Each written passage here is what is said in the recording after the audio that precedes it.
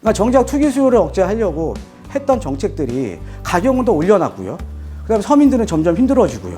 여러분들은 지금 앞으로 어떤 선택을 하셔야 되냐 이거죠.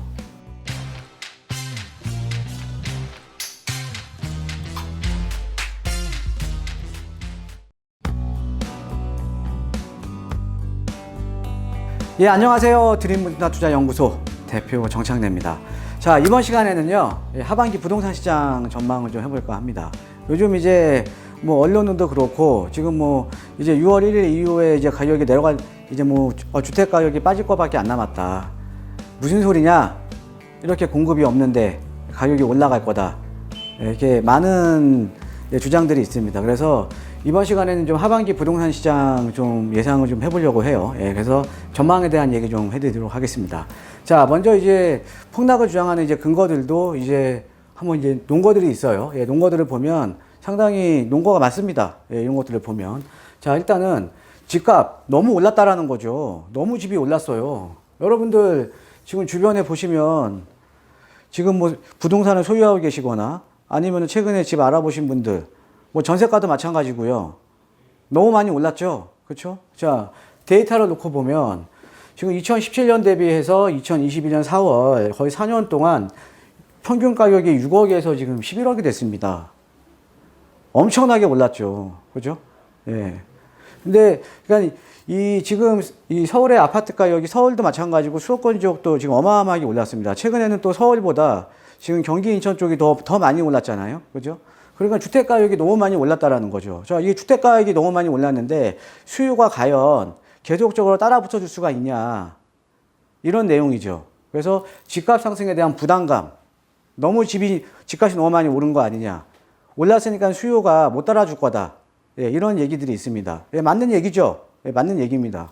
자, 그 다음에 한 4가지 정도 이제 제가 한번 논거들을 한번 보면 자, 부동산 관련 세금이 대폭 강화가 된 거예요. 부동산 관련 세금이. 지금 취득세. 그죠? 그 다음에 보유세. 그 다음에 그 양도소득세. 그러니까 부동산 전 단계에 거친. 부동산이라는 게 우리가 취득을 할 때는 세금을 내는 거고, 그 다음에 보유하는 기간에도 세금을 내는 거고, 처분하는 기간에 또 처분할 때도 세금을 내는 거잖아요. 그러니까 부동산 취득, 보유, 그러니까 처분에 대한 모든 세금이 다 강화가 됐죠. 뭐 최근에는 뭐 오늘 나온 내용인데, 제가 뭐 다음 시간에 또 말씀드릴게요. 뭐 1세대 1주택자에 대한 장기보유 특별공제를 또 축소시키겠다. 라는 내용이 있죠. 그러니까 부동산 관련 세금이 대폭 강화가 됐고, 부동산 관련 세금이 대폭 강화가 됐으니까, 투기 수요 이제 못 들어오는 거죠, 사실은. 그죠? 그러니까 투기 수요가 증가가 됐거냐, 증가가 못 된다는 거죠. 그러니까 투자자들이 못 들어오는데 어떻게 가격이 오르겠냐. 이런 논거가 있습니다. 자, 그 다음에 금리 인상에 대한 가능성. 지금 워낙 지금 이제 그러니까 지금 이제 경기가 안 좋다 보니까 돈을 워낙 많이 풀어대고 금리를 낮췄잖아요. 근데 앞으로 이제 어느 정도 시점이 되면은 금리 인상이 좀 되겠죠. 그래서 이 금리 인상에 대한 가능성. 그러니까 금리가 인상이 되면 어떻게 보면 차주 입장에서는 이제 이자에 대한 부담이 생기잖아요. 이자에 대한 부담이 생긴다라는 거는 좀 물건들이 시장에 좀 나올 수도 있고. 그죠? 그 다음에 집을 살려는 수요는 좀 줄어들 수가 있고. 그죠? 그래서 이제 좀 가격이 좀 빠질 거다. 이런 얘기들도 있고요. 자, 그 다음에 이제 3080 플러스, 그 다음에 뭐 상기 신도시 같은 지금 정부에서 적극적으로 주택 공급에 대한 대책을 지금 내놓고 있잖아요. 그렇죠? 그래서 본격적으로 이 주택이 출하가 되면 이 공급 대책이 시장에 만약에 먹혀 들어가면 당연히 공급이 많아지니까 가격이 떨어질 거다. 라는 얘기들이 있습니다. 맞는 얘기들이죠. 지금 하나하나 지금 제가 한 4가지 정도만 지금 살펴들었는데, 틀린 내용 하나도 없죠. 맞습니다. 자, 그런데 현실은 어떠냐? 자, 집값 상승에 대한 부담감이 지속적으로 있었죠. 그렇지만 집값 상승에 대한 부담감이 있었지만 계속적으로 상승을 했다라는 거죠. 자, 한번 볼게요. 2020년 1월에서 5월 사이가 지금 회색이고요. 2021년 1월에서 5월 사이가 지금 녹색입니다. 자, 그런데 작년 동기 대비하면 수도권 지역 더 많이 올랐죠. 수도권, 경기, 인천 더 많이 올랐습니다. 자, 6월달 이전에 세금 회피 물건들이 시장에 많이 나온다고 다 주장하지 않았습니까? 그래서, 그렇죠? 예, 그러면 당연히 그런 물건들이 나와주면 가격이 확 떨어졌어야 되는데 결론적으로는 지난 동기 대비해서 지난 동기 대비 가격이 지금 상승률이 더 높게 나왔다라는 거죠. 예, 그리고 지금 수도권이나 상대적으로 집값이 쌌었던 인천 같은 지역의 상승률이 더 높잖아요. 이게 어떤 얘기입니까? 어떤 내용이죠? 그러니까 이 데이터만 놓고 보더라도 뭐냐면 서울이나 수도권 지역에 집을 못 사니까 상대적으로 수도권 지역에서도 가격이 싼 인천으로 수요자들이 계속 유입이 되고 있다는 얘기죠. 자, 그 다음에 아까 지금 세금에 대한 부담 때문에 투자 수요가 이제 증가를 할 수는 없다라고 제가 말씀드렸잖아요. 사실은 지금 우리가 한 3년 전부터 이 시장은 지금 현재 시장은 실수요자 시장화 된 거예요. 투자자들이 더 매입하기가 상당히 어려웠습니다. 그러니까 시장 자체가 지금 현재 여러분들 주변에 보시면 아파트 공시가격 1억 미만이나 이런 거 말고요. 일반 아파트 지금 매입하시는 분 있습니까? 2주택, 3주택 되시는 분 있어요? 없어요. 지금 시장은 철저하게 실수요자들이 끌고 가는 겁니다. 지금 시장은. 예, 그러니까는 지금 실수요자들 유입이 많은 인천 같은 경우가 상대적으로 좀 가격이 싸잖아요. 예, 그러니까 이런 지역에 지금 가격 상승폭이 상당히 높게 나오죠. 자, 그러니까 집값 상승에 대한 부담감. 집값이 높은 건 집값이 너무 많이 오른 건 다 알고 있어요. 그럼 에도 불구하고 지금 상승을 하고 있다라는 거죠. 자, 그 다음에 이제 또 보면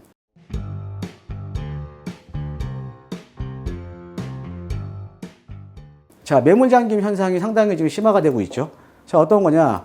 지금 6월달 딱 정해졌어요. 6월달 이후에는 양도소득세 추가 중과할 거고 종부세 확 올라간다. 라고 다 알고 있는 사실 아닙니까? 그쵸? 그래서 그 전에 매물들은 다 소화가 됐죠.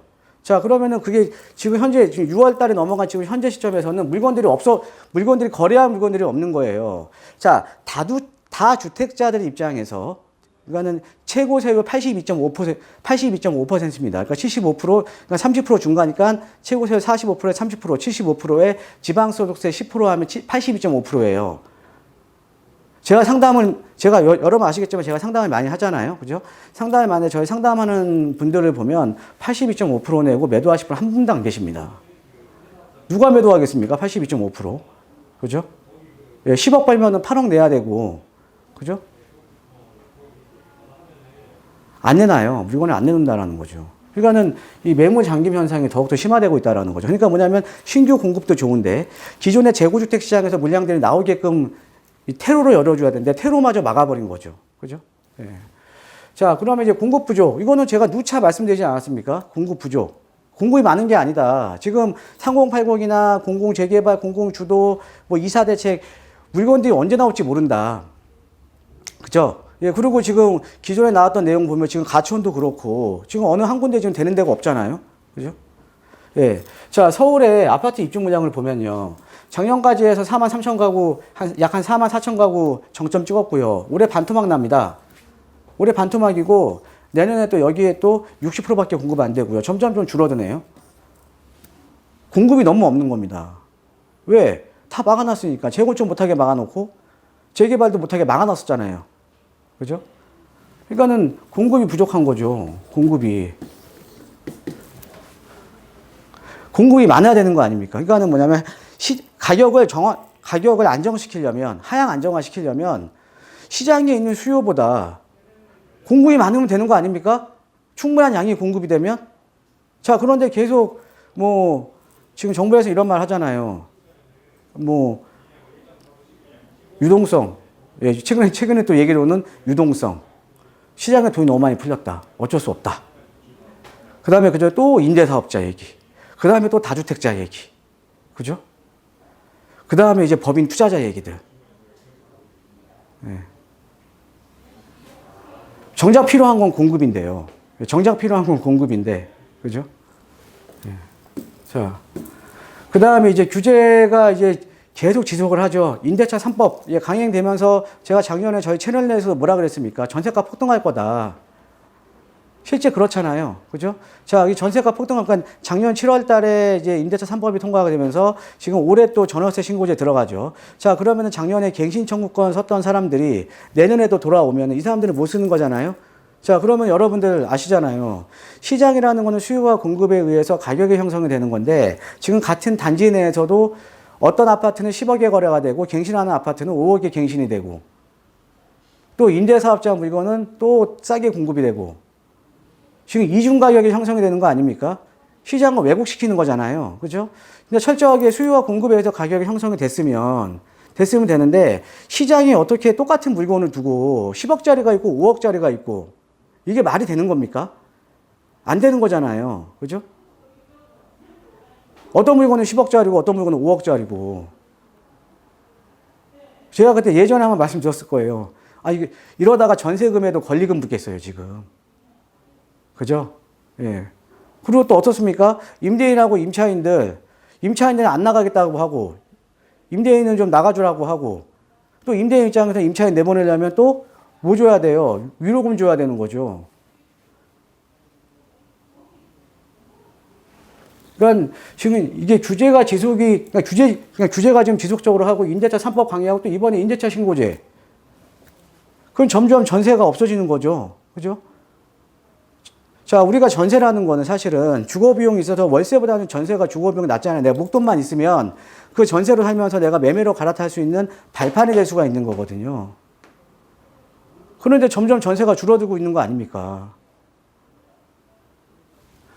자, 그 다음에 이제 그러니까 전세가 줄어든다면 전세 가격이 오르면 매매가도 당연히 자극을 하는 거죠. 그죠? 그러니까 사실은 이게 내년 시장이 또 어떻게 될지 모르는 거예요. 제가 볼 때 내년 시장도 좀 강세를 뜰 것 같습니다.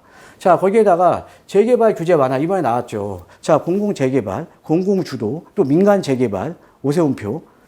자, 재개발 규제 완화에 또 국제적으로 보면은 재건축 조합 설립 인가 받은 현장들 이런 지역이 지금 가격을 또 이끌고 있잖아요. 그죠? 그러니까 지역적으로 보면 이런 개발지들 가격이 또 상승을 하는 거예요. 자, 이런 데들이 어떻게 보면 우리가 부동산 시장에 있어서 선행 지표 아닙니까? 자, 우리가 강남이 움직이면 가천, 목동 움직이는 것처럼 강남 재건축이 움직이면 가천, 목동 재건축 움직이는 것처럼 이런 선행 지표들이 시장을 선행하는 아파트들이 가격이 올라버린다라는 거죠, 지금. 너무 꽉 묶어놨다가 그러니까 너무 규제를 하니까 거기서 이 규제에 피해갈 수 있네? 이러면 또 가격이 점핑을 하는 거예요. 그냥 풀어놨으면 되는 건데. 자, 그 다음에 또 선별적인 또 규제 완화. 계속 규제하다가 최근에 이제 이 보궐선거 이후에 너무 주택가격이 높으니까 무주택자에 대한 또 대출 규제 완화. 이거 나왔죠. 지금 대출 규제 완화. 그러면 자, 대출 규제 완화 9억 이하. 그러니까 6억에서 9억. 그 다음에 LTV 10% 그러니까 LTV가 지금 10%에서 20%. 자, 그럼 이런 지역들, 그러니까 제가 말씀드렸잖아요. 그러니까 저가 아파트들 이번에 규제 완화되면, 대출 규제 완화되면 또 다 오를 거다고. 그러니까는 아래에서도 가격이 안 빠지고, 선행 지표에서도 가격이 안 빠지는데 어떻게 빠지냐는 거죠. 그러니까 저도 이렇게 지금 제가 이제 강의를 해드리지만, 저도 되게 깝깝합니다. 이런 것들을 보면요. 자, 그 다음에, 지금 2021년도에 지금 3기 신도시라던가 지금 뭐 전체에 다 토지 보상금 약 50조가 풀립니다. 이 돈이 어디 가겠습니까? 이 돈이 다 어디 갈까요? 부동산에서 받은 토지 보상금 어디로 흘러갈까요? 부동산으로 흘러 들어가지 않겠습니까? 그죠? 자, 그 다음에 내년 봄 또 대선 남아있잖아요. 그때 되면 또 이제 규제 완화 내용 나오겠죠. 표심 잡으려고. 그죠? 자, 그래서 제가 봤을 때는요, 하반기 부동산 시장 보면요, 상승세는 그대로 유지할 것 같습니다. 그러니까 아까 뭐 폭락을 얘기하는 논거들도 맞는 내용이지만, 그것보다는 제가 봤을 때는 떨어질 이유가 없어요, 지금. 그러니까는 모든 사람들이 보기에도 지금 가격은 너무 높습니다. 그럼에도 불구하고 떨어질 이유가 없다라는 게 참 슬픈 현실이죠. 자, 그래서 작년과 같은 전체적인 폭등은 없을 거예요. 근데 그래도 상승세는 유지할 겁니다. 그리고 국지적으로는 개발 이슈 있는 지역, 뭐 용산이라던가 아니면 한강변 라인이라던가 재건축 호재라든가 재개발 호재라든가 아니면은 주변에 또 앞으로 재개발이나 이런 것들 하면 이주 수요가 어마어마하게 나올 거 아닙니까? 이주 수요 있는 주변 지역으로 또 어마어마하게 또 가격을 흔들겠죠. 그죠? 그러니까 여러분들 단순하게 보면 재개발하면 재개발하는 지역만 오르는 게 아니에요. 재건축하면 재건축만 하는 지역만 오르는 게 아닙니다. 재건축 재개발이 되면 주변의 가격도 다 올려놔요. 왜? 이주 수요하고 대체주택 수요가 나오잖아요. 특히 요즘 같은 시기에 일시적 1세대 2주택 2주택 양도세 비과세 받기가 어려워진 시기에 왜? 1년 이내 전입신고해야 되고 1년 이내 매도해야 되고 시간적인 여유가 너무 촉박하죠. 그런데 우리가 대체주택 같은 경우는 시간에 대한 텀이 길잖아요. 내가 대체주택을 비과세 받을 수 있는 기간이 최대 어떻게 보면은 10년 정도의 시간이 있는 겁니다. 그러니까 대체주택 수요라든가 이주 수요 때문에 주변의 가격도 들썩들썩한다는 거죠. 자, 거기다가 더 무서운 건 뭔지 아십니까, 여러분? 정작 서민들을 위한 대책으로 투기 수요를 억제하려고 주택 가격을 안정시키려고 했는데 정작 사실은 서민들이 더 힘들어지는 겁니다. 자, 실예로 서울에 지금 정부에서는 공공주도로 재개발하겠다. 또 민간에서는 또 서울시에서는 또 민간으로 해서 재개발하겠다. 자, 그럼 재개발을 하게 되면 어찌됐든 서울 도심에 있는 서민주택은 멸실되잖아요. 그러니까 거기에 보면은 재개발 지역의 임대가가 상당히 낮잖아요. 그죠? 재건축도 마찬가지고. 자, 그러면은 그 주택이 멸실이 되면 서민들은 어디 가서 삽니까? 예, 거기 신규 아파트 들어서면은 서민들이 사는 데가 아니잖아요. 그죠? 그러니까 정작 서민들이 더 어려워지는 거예요. 그러면 임대주택 공급이라도 활성화가 돼야 되는데 서울엔 땅이 없잖아요. 그죠? 그러니까 정작 투기 수요를 억제하려고 했던 정책들이 가격은 더 올려놨고요.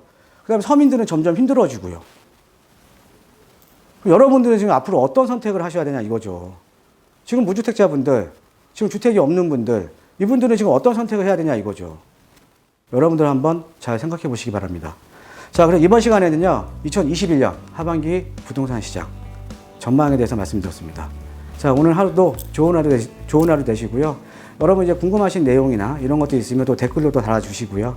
그 다음에 항상 날씨가 지금 상당히 좋아졌죠. 날씨가 상당히 좋아졌습니다. 네, 날씨가 좋아졌는데 그래도 아직은 또 이제 거리두기 좀 하시고요. 네, 항상 이 건강 잘 챙기시기를 진심으로 기원하겠습니다. 네, 감사합니다.